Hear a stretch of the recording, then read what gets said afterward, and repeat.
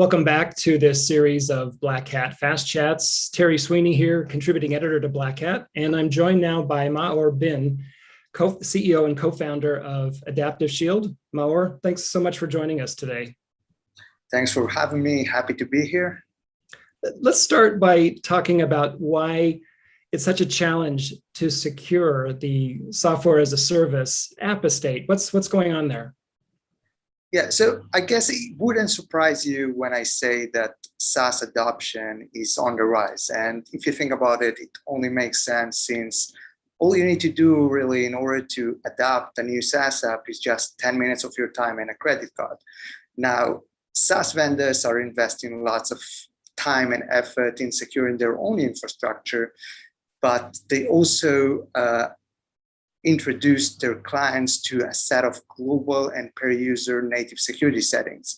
Now, the thing is, it is the organization's responsibility to make sure the settings are configured correctly.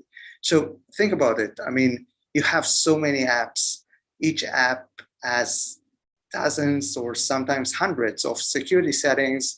Literally, each app is a word unto itself with unique settings, a distinct UI, and sometimes its own practical language.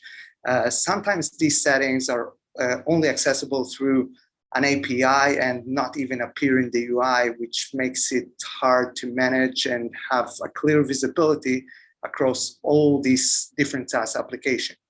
And I didn't even mention the fact that these environments are dynamically and constantly changing.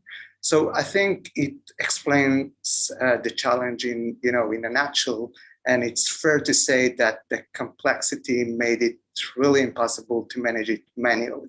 To build on that slightly, talk a little bit about what is SaaS Security Posture Management, or SSPM, I guess, as it's come to be more widely known in the industry. What's behind SSPM? Yeah, so as you mentioned, SSPM stands for SaaS Security Posture Management, and it's really the process of automating the collection of all the security settings from all your SaaS apps, analyzing them continuously and looking for security loopholes.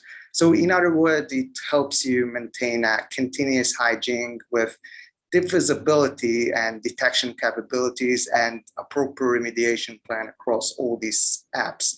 Now, this might sound similar to CSPM, which is Cloud Security Posture Management, but the main difference between the two is that CSPM addresses only IaaS, sometimes PaaS within your IaaS, usually analyzing network configurations and policies, while the focus of SSPM is on SaaS and not IaaS.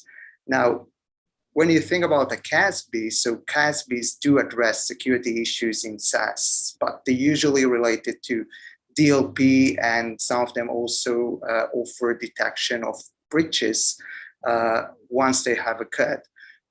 On the other hand, SSPM tries to help to address and prevent problems before they happen. So Gartner, CSA, and others are pointing to misconfigurations as the top threat in the cloud security landscape. Cloud is obviously not a new technology. Talk a bit about why this issue persists like it does. I mean, again, there are so many possible misconfigurations in the cloud, and eventually it can come and affect you from places you didn't think about. I personally like to talk about, SSO and MFA, because these two are such important two features when it comes to SaaS access. So Sure. take SSO for example, this configuration is enabled for all users, but it's actually not. You deploy an identity provider, and for maintenance reasons, I mean, most SaaS vendors or identity provider system, they actually gives you some sort of a bypass to log into this system without going through them directly. So it's important to monitor and verify that mandatory multi-factor authentication and native multi-factor authentication is actually enabled for these super users. If you don't do it, they just exposed to potential credential theft, and account takeovers. I'm sure you get this from customers all the time, but talk to us about best practices that organizations can use to prevent SaaS misconfiguration. Yeah, so for me, I would say that, probably the most important thing is to get 100% coverage of MFA for all users in all the different applications and some access control settings, but it really depends on the strategy. I mean, usually it makes sense to start with some low-hanging fruits like anonymously accessible content and some others. And you can continue with permission trimming, making sure that the relevant users have access to the resources that they need, filtering by usage patterns, etc. But I think the best practice is really an automated solution. Maor, thanks for the perspectives on keeping the app estate so secure. Appreciate you joining us today in this Fast Chat. No, thank you. I appreciate the time. We've been talking with Maor Bin of Adaptive Shield. This has been Terry Sweeney for Black Hat. Thanks for joining us, and we'll see you next time.